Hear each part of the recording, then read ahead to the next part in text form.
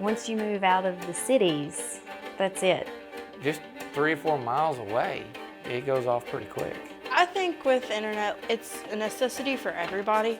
I just registered our girls for kindergarten. They're asking if they can stream things for kindergarten.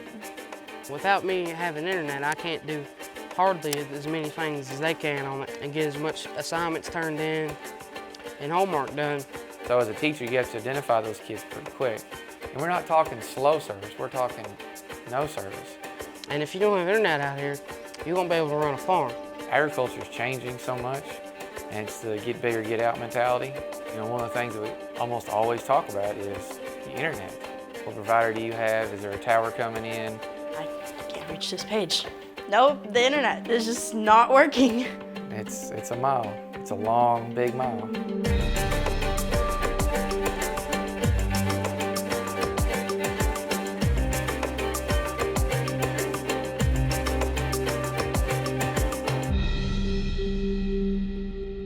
I was born and raised on this farm here in Hindering County.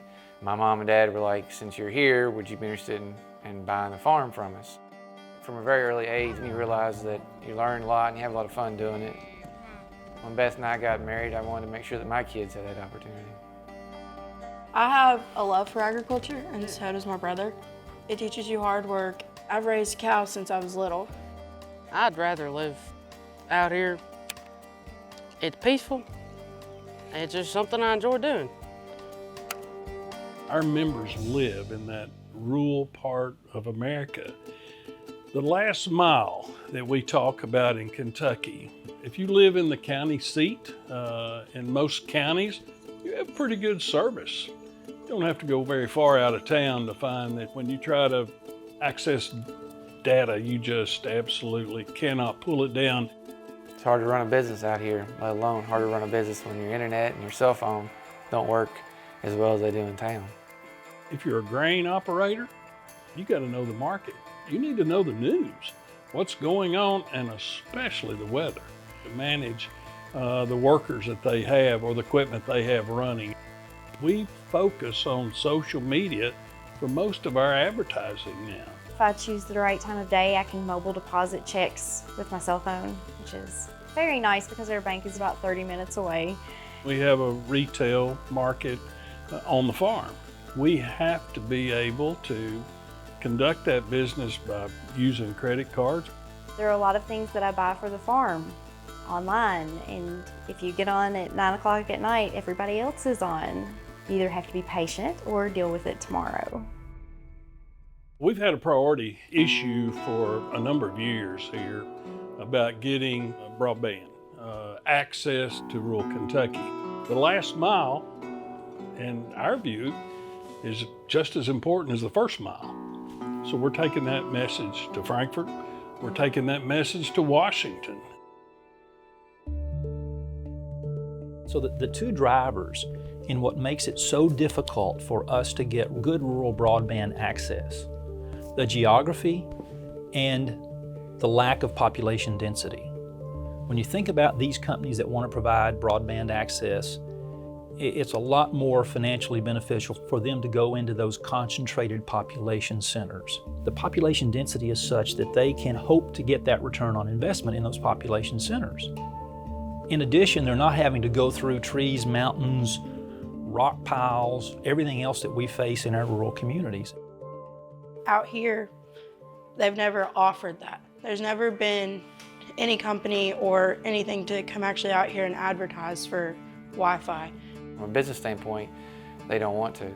And even the best internet here, it is still, by comparison, not what it is in town. We have satellite internet. It's about $120 a month, and at best you get about 10 megabytes per second. As our number of farmers actually in production agriculture continue to decline, and farms become bigger and bigger and bigger, we'll have fewer human bodies owning and caring for those acres. That becomes a real concern. People are going where they can to get a job and to move forward. Companies are very strict about what kind of internet you have so that you can work from home, and just for security purposes, for speed of work. If they can't live in today's world, which is a highly competitive, connected society, then we get farther and farther behind. 85% of the jobs in 2030 are jobs that don't even exist today. You talk about a workforce training challenge that we're going to have. And so much of that is going to be dependent on internet access and the knowledge that's inherent in learning how to navigate the internet.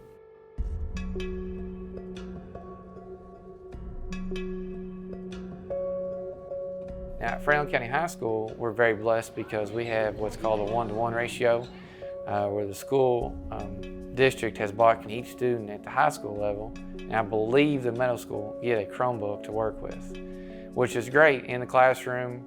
Kentucky led the nation and is still leading the nation in terms of educational access at our schools. K through 12, we've moved to cloud computing. We have the fastest internet access speeds of any educational institutions among the 50 states.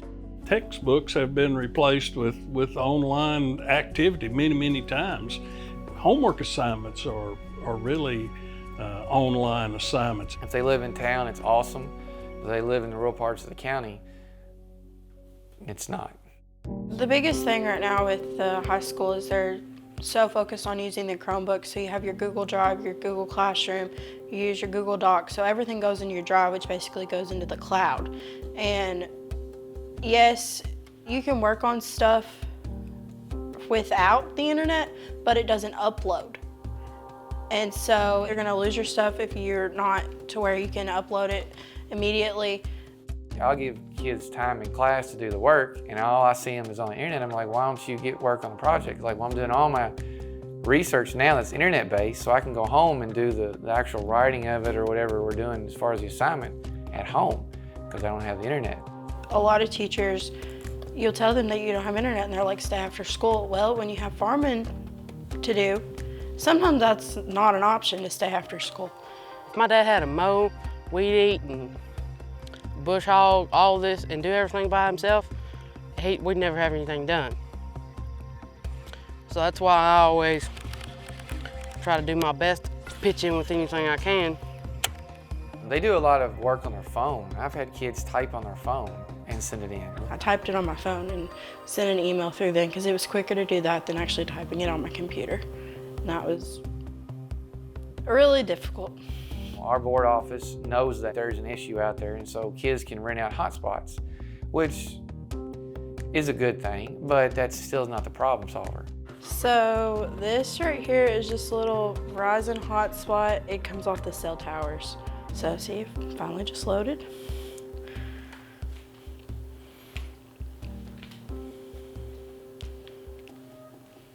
Just waiting for response again.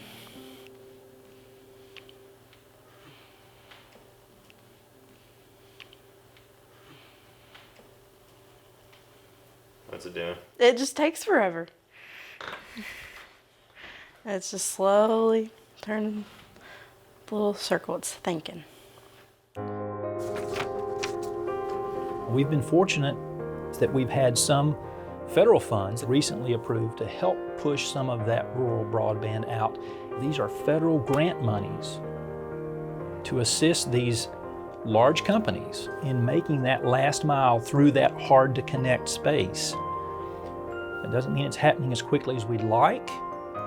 We don't want a student that lives in rural Kentucky to be disadvantaged to someone that is connected, and if they are, they're disadvantaged for a lifetime. We want to give every Kentuckian an opportunity.